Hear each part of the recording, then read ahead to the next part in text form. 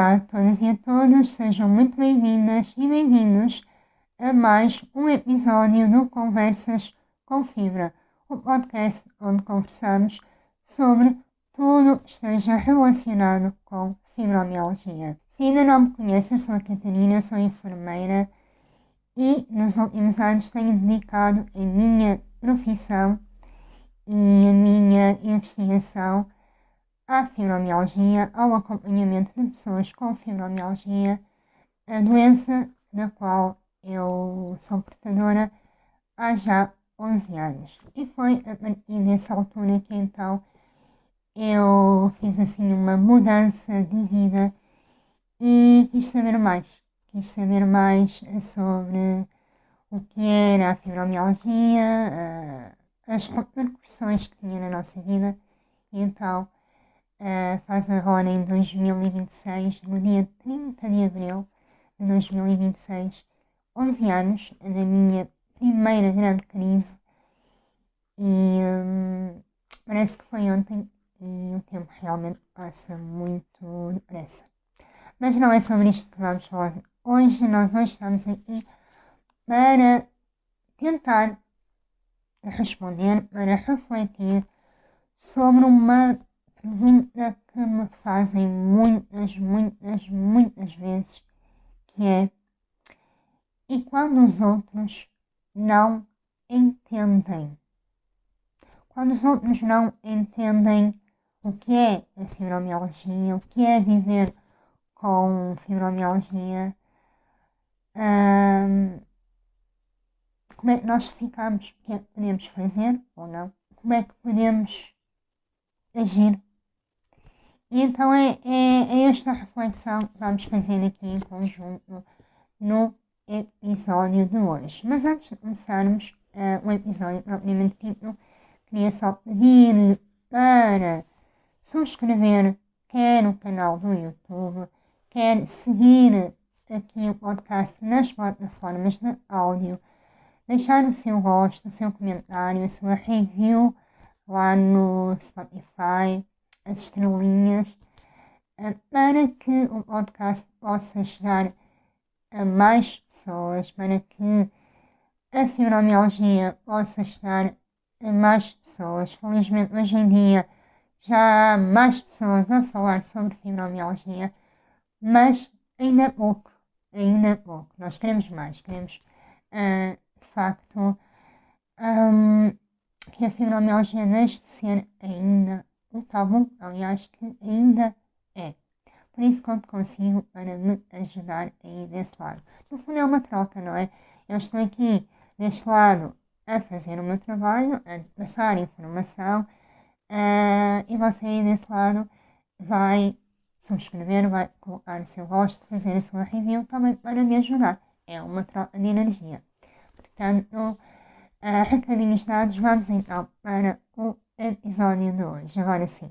E quando os outros não entendem, não é? Esta é uma pergunta que volta e meia aparece, seja por mensagem, seja em consulta, seja nas palestras ou nos eventos, porque de facto é uma dor muito grande nas pessoas com fibromialgia, aqui uma dor emocional.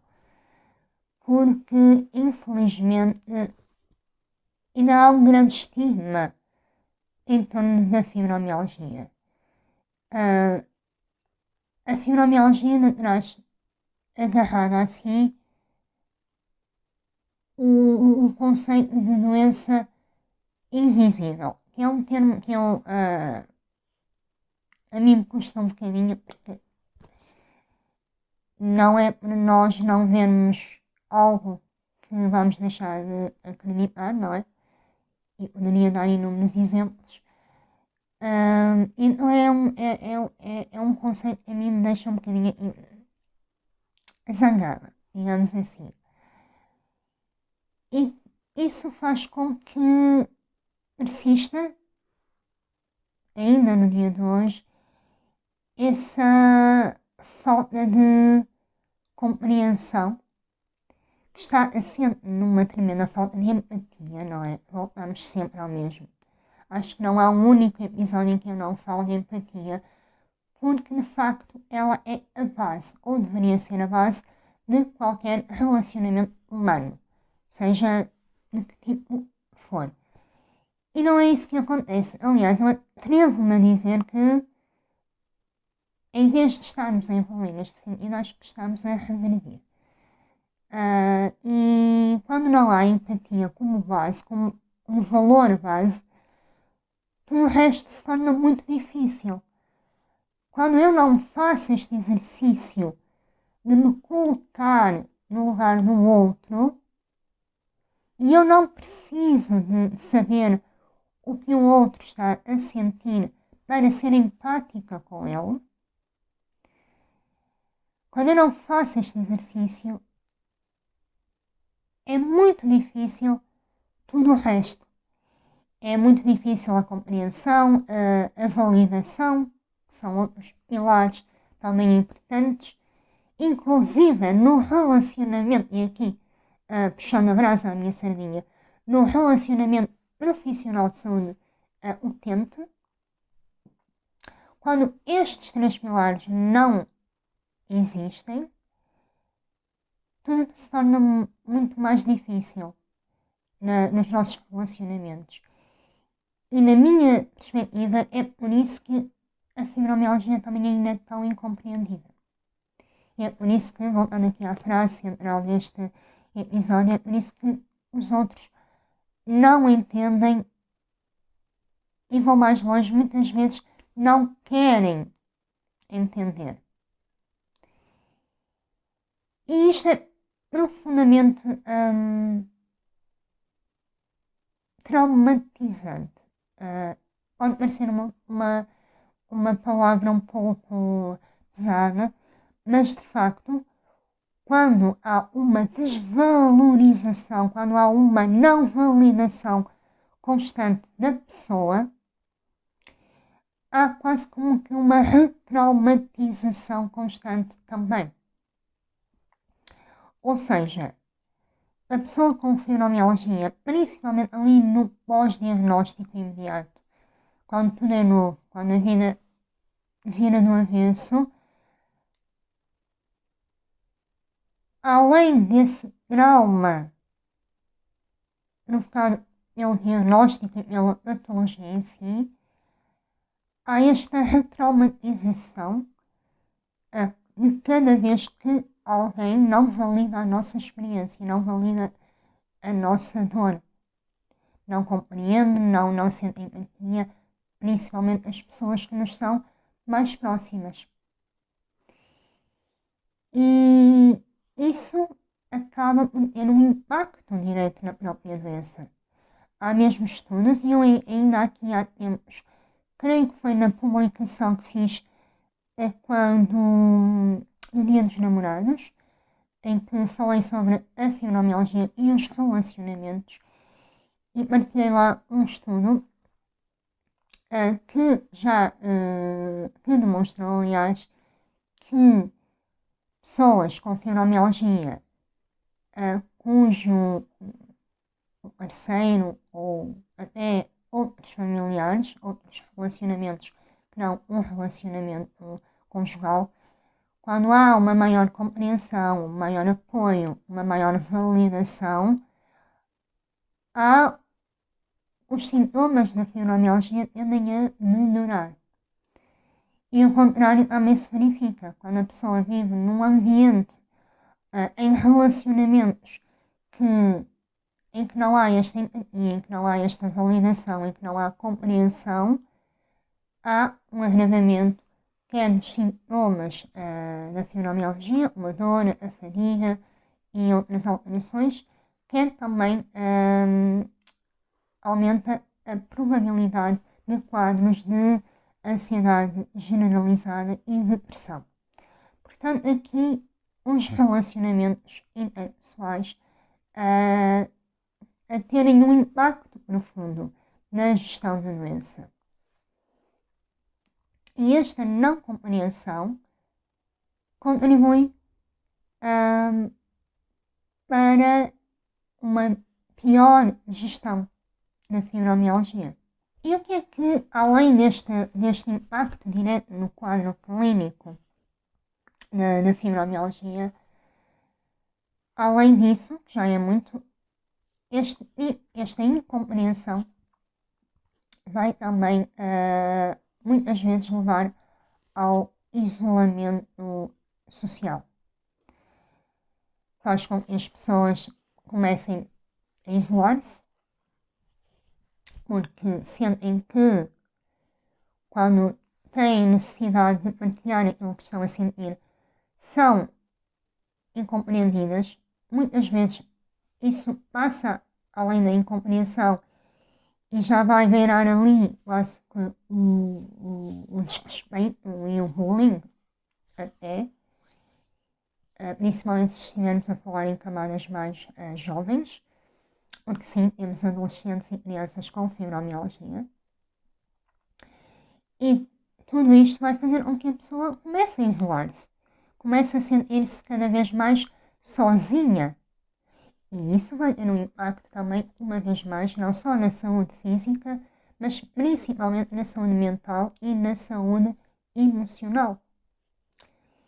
E eu posso partilhar aqui um pouco da minha história, fazendo aqui um parênteses para uma partilha mais pessoal.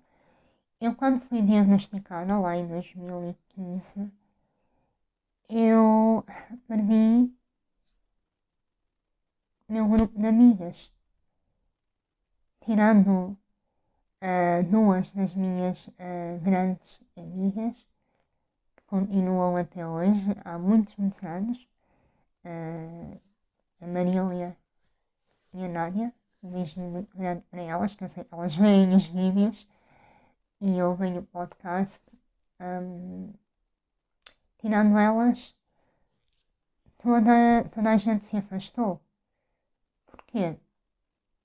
Porque eu costumava ser aquela pessoa forte, não é? Aquele pilar a quem toda a gente recorria para pedir ajuda, para desabafar, para pedir um conselho. Eu estava sempre lá. Se a pessoa me ligasse às 2 da madrugada, eu ia atender, eu estava sempre lá. E de um momento para o outro eu precisei de estar para mim. Precisei de estar mais recolhida, porque estava a passar por um momento muito doloroso. E isso fez com que as pessoas se fossem embora. No momento em que eu mais precisei de ajuda, não estava lá ninguém. Depois de tantos anos a dar, a investir nessas amizades, elas simplesmente foram embora. E hoje eu digo ainda bem, graças a Deus Nosso Senhor, que essas pessoas saíram da minha vida. Primeiro, porque provaram que não eram amizades reais, maduras. Segundo, criaram espaço para que eu pudesse receber outras pessoas na minha vida, outras pessoas que se tornaram amigas, permitiram que eu criasse laços e relacionamentos assentes na maturidade emocional, na partilha, no dar e receber, e não só no dar. Por isso, ainda bem que essas pessoas se foram embora. Claro que na altura eu não pensava assim. Na altura, isso, lá está, só contribuiu ainda mais para o meu isolamento e para essa sensação de não ser compreendida. E se há coisa que eu tenho vindo a aprender ao longo destes anos, 11 anos, quer através da minha experiência pessoal, quer através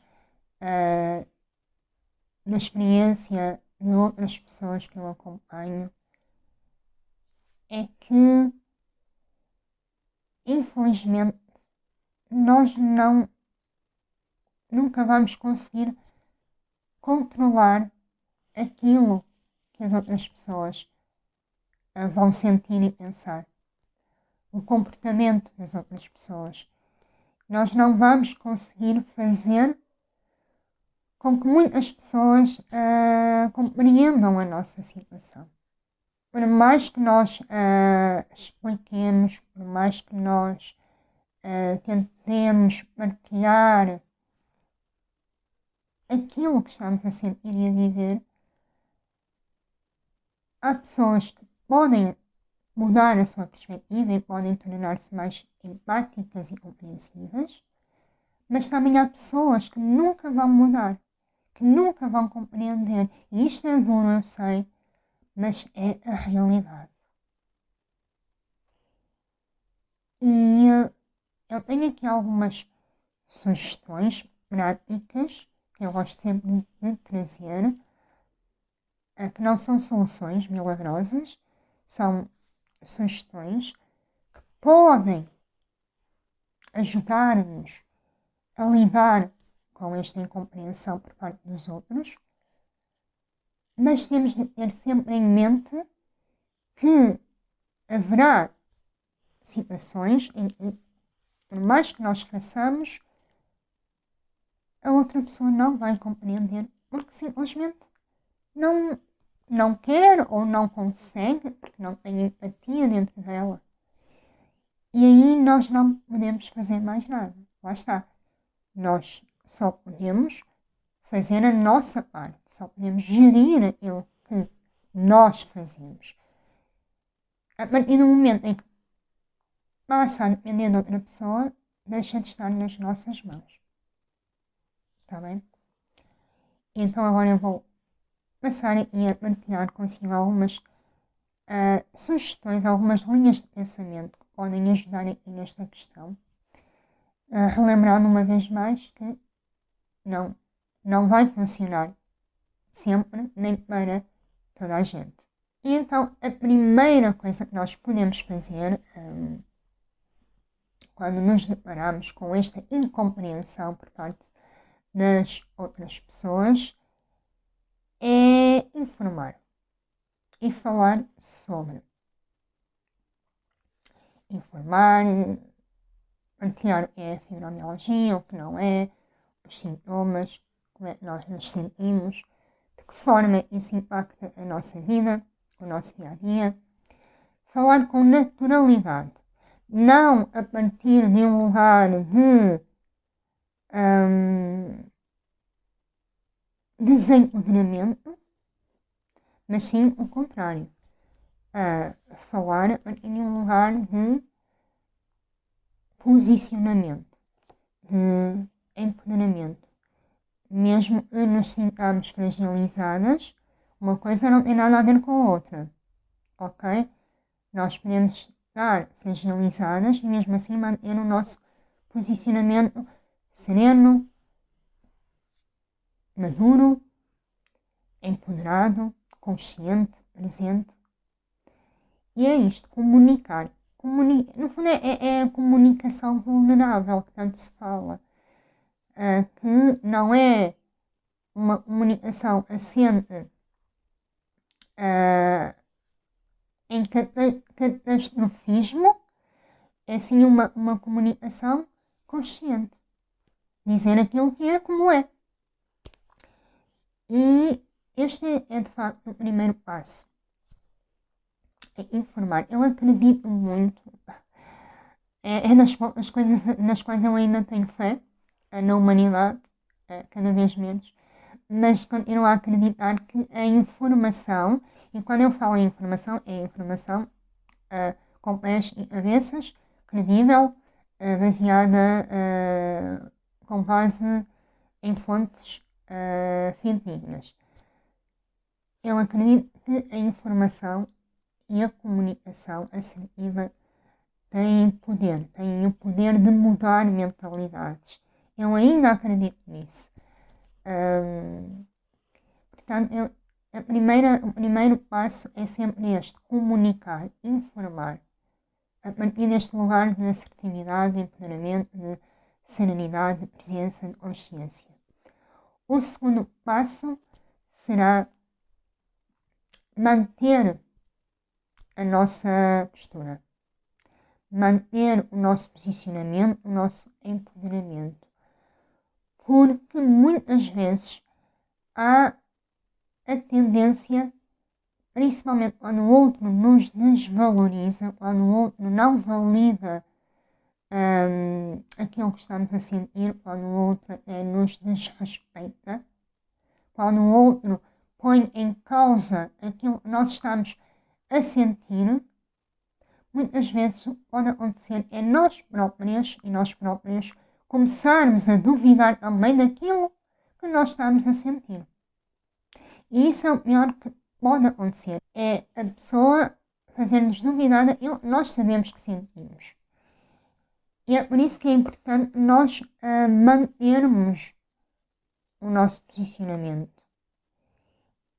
E não, a páginas tantas, também não começarmos nós a auto-desvalorizar aquilo que estamos a sentir. Ou nós próprios começarmos a achar que, se calhar é mesmo tudo da minha cabeça, se calhar a fulano, ciclano tinha razão. Não. Isso é das melhores coisas que podemos fazer a nós mesmos. Por isso é importante nós, primeiro, termos este conhecimento do nosso lado, não é? Sabermos aquilo que está a acontecer connosco, sabermos muito bem o que é a doença, como ela se manifesta no nosso corpo e o impacto que tem na nossa vida, e depois mantermos este posicionamento. Mantermos a partir de um lugar não de agressividade, mas a partir de um lugar de assertividade, de ele estar consciente daquilo que tem, daquilo que sente, independentemente do que os outros possam dizer. É manter este posicionamento. E a bomba vem, claro, vamos ter de pôr aqui um bocadinho de fogo no parquinho, não é? Como dizem os nossos queridos amigos do Brasil. Inclusive no relacionamento com os profissionais de saúde. Porque sim, também acontece muito esta não validação da pessoa com fibromialgia por parte de profissionais de saúde, que é algo que me provoca muita vergonha alheia, porque eu também sou profissional de saúde. E mesmo aí, temos de trabalhar esta nossa postura. Porque se já é fácil uma pessoa do nosso círculo íntimo nos fazer duvidar de nós mesmos, mais fácil ainda é quando é um expert na área, não é? Quando é um profissional de saúde a dizer, a desvalorizar e a não validar. A pessoa entra ali num estado de confusão e é por isso que o autoconhecimento é muito importante, porque ele nos vai permitir ter esta consciência daquilo que estamos a sentir ou não. A pessoa entra ali num loop de dúvida que só vai ter como consequência o agravamento do seu estado de saúde. Portanto, aqui este segundo passo de manter o nosso empoderamento, a nossa postura, a nossa assertividade perante o outro. O terceiro passo vai muito de encontro àquilo que eu já referi, que é nós validarmos nós próprios aquilo que estamos a sentir. E isto só se consegue com um trabalho de autoconhecimento corporal muito grande, que tem de ser feito e vai ser feito a vida toda, desde o momento em que somos diagnosticados até fazermos a passagem para o outro lado da margem. É este autoconhecimento que nos permite validar aquilo que estamos a sentir, que nos permite diferenciar um sintoma da fibromialgia de um sintoma de outra doença, qualquer, seja outra doença crónica ou uma doença aguda. É isso que nos permite ter sentido crítico perante aquilo que nos propõe, muitas vezes em termos de tratamentos, de terapias. É isso que nos permite saber o que funciona connosco ou não, e selecionar e priorizar. Por isso, é este autoconhecimento que eu sempre falo que nos permite validar aquilo que estamos a sentir. E uma vez mais, é esta validação, é esta consciência, esta convicção que nos permite manter a tal postura empoderada e assertiva face à incompreensão do outro. Porque se eu sei, se eu estou inteira naquilo que sou e naquilo que sinto, mas eu não diria facilmente, mas melhor saberei lidar com a incompreensão do outro. Claro, isto é um trabalho de anos, não é algo que se consiga de um dia para o outro, mas é um caminho que se vai fazendo. E o próximo passo aqui é colocar limites. Por vezes nós temos de colocar, primeiro temos de nos colocar a nós no nosso próprio lugar, ocupar o nosso lugar, e por vezes temos de colocar o outro no seu devido lugar. Porque há pessoas que, lá está, além de não compreenderem, de não validarem, vão desrespeitar, vão ser violentas, porque a violência emocional também é violência. Cada vez que alguém a quem eu já expliquei 1.000.000 de vezes o que estou a sentir e essa pessoa continua a desrespeitar-me, a desvalorizar-me, isso é violência emocional. Portanto, a partir do momento em que a pessoa passa essa linha, nós temos de colocar uns limites, não é? Nós não vamos permitir, porque já chega à incompreensão, não precisamos ainda de desrespeito, de violência. E eu sei que é muito difícil colocar limites. Eu própria é um trabalho que tenho vindo a fazer, mais neste último ano e meio, digamos assim. E não é fácil, não é? Mas podemos sempre começar. Como eu tantas vezes digo, pequenos passos, baby steps, um passo de cada vez. Aprender a dizer não pode ser esse primeiro passo para colocarmos limites. Não posso, não me é possível, não quero. E não permitir que a pessoa nos falte ao respeito. Isto é particularmente complicado quando isso acontece dentro de casa, porque acontece, há muitos casos em que isso acontece dentro das próprias casas.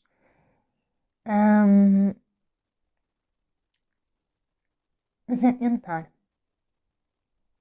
e pedir ajuda quando esse trabalho não é possível de ser feito.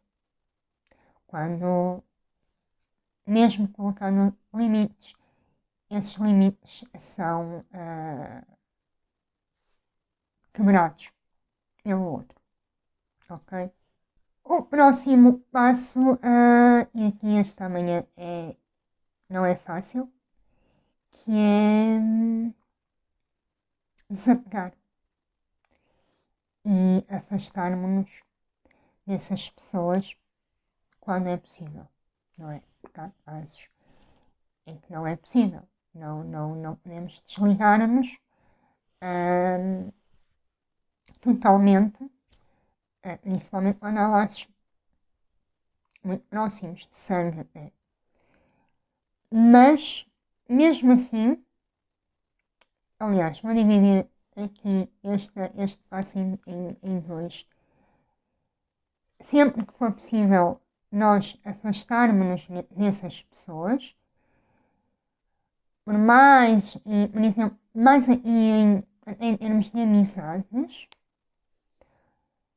ou de outro tipo de relacionamento menos próximo, sempre que nos for possível, é afastarmos-nos dessas pessoas. Como eu partilhei um pouco da minha história anteriormente, se essas pessoas, depois de tudo o que eu fiz, continuam a não compreender, a não sentir empatia, a não validar, a desrespeitar, a serem desagradáveis para connosco, isso cria um ambiente tóxico que só vai prejudicar.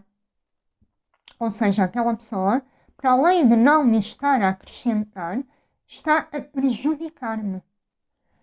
E então é começar a fazer um desapego, ir libertando aos poucos. Eu sei que dói, é difícil, mas dói mais se nós mantivermos essas pessoas na nossa vida a fazer-nos mal, não é? Isso vai doer muito mais a curto e médio prazo. Portanto, vai à tua vida, Deus Nosso Senhor te acompanhe, ser muito feliz e seguir. Agora, quando isso não é possível, porque são relacionamentos mais diretos, são pessoas com quem somos, eu não diria obrigadas, mas com quem temos de conviver socialmente, volta e meia, família, refiro-me mais até à família. Quando não nos é possível fazer esse desapego externo, físico, nós aqui vamos ter de fazer aqui um trabalho redobrado de desapego interno. Ou seja, é um estar sem estar. Isto parece um bocadinho mal de se dizer, mas eu não consigo explicar isto de uma forma melhor. No fundo é nós munirmos-nos de ferramentas internas, tudo aquilo que eu falei anteriormente, e fazer este trabalho de ok, tu não vais mudar, tu não vais tornar-te numa pessoa empática, já está provado que não, então fica com a tua, que eu fico com a minha. E é, no fundo, deixar de dar satisfações a essas pessoas, deixar de desabafar com essas pessoas, deixar de partilhar coisas com essas pessoas além do básico e do indispensável. E eu sei, isto pode parecer um tanto frio e calculista, mas por vezes é a única forma de nós encontrarmos alguma paz interna. É tentar este desapego emocional. É tentar criar quase como uma barreira de imunidade àquela pessoa ou àquelas pessoas. E isto é algo que se vai aprendendo a fazer. E nós somos bons a aprender isto, acreditem. É na prática que nós vamos percebendo o quão bons nós somos a fazer isto. Mesmo neste momento achamos que não. E no fundo é isso, é tentar encontrar aí uma forma de fazer as palavras em compreensão daquela pessoa, da qual eu não me posso afastar totalmente, deixem de me tocar aqui dentro. E isto já vai bater muito no trabalho interno, de amor próprio, da autovalorização.